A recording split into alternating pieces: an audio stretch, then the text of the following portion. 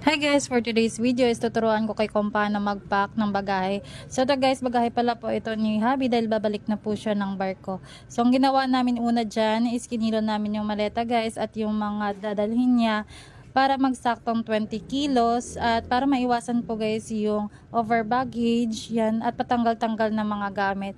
So ayan, ang unang ginawa po namin dyan is pinagtatanggal ko dyan yung mga karton ng mga toothpaste kasi dagdag pa yun sa bigat ng bagahe. Ayan, nilagyan ko ng mga packing tape yung mga takip ng mga toothpaste, tsaka yung mga shampoo niya, tsaka yung mga gel niya.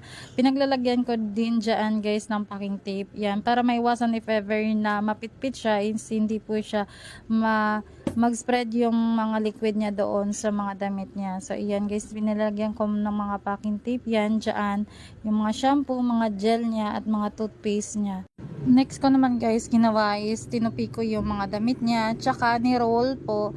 So ayan guys, para magkasya yung mga damit niya tsaka mas malaki pang space, ang gawin nyo guys is tupiin nyo yung mga damit and then i-roll nyo lang. Tapos yan ginawa ko guys, yung mga toothpaste tsaka yung mga anything na may liquid, nilagay ko siya doon sa mga jogger pants niya or sa mga shorts niya para hindi po siya mapitpit pag nasa biyahe na. So ayan, yung mga damit niya istopin nyo lang, yung sa akin yan tinupi ko lang, tapos yan ni-roll ko para mas less yung space at saka mas marami pa kayong may lagay sa maleta. So yan, kapag nagta-travel kayo, yan magandang tips po yan para mas marami pa kayong mailagay sa inyong bagahe.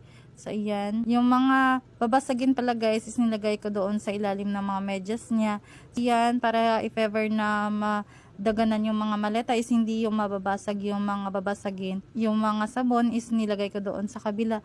Tsaka yung mga pagkain niya guys, yan pinaglalagay ko na. May nakita pa ako dito na liquid seasoning, liquid din pala. So ayan, nilagyan ko yan ng packing tape. Yan yung mga takip. Tsaka nilagay ko doon sa mga ilalim ng medyas.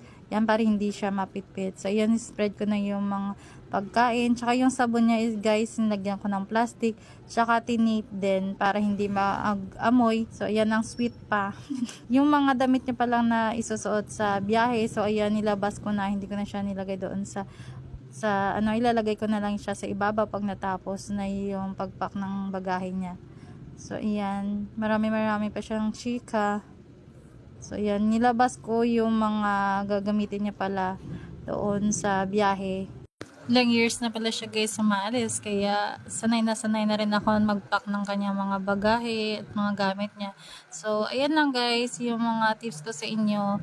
So yun lang po for today's video guys. Thank you for watching. So ayan.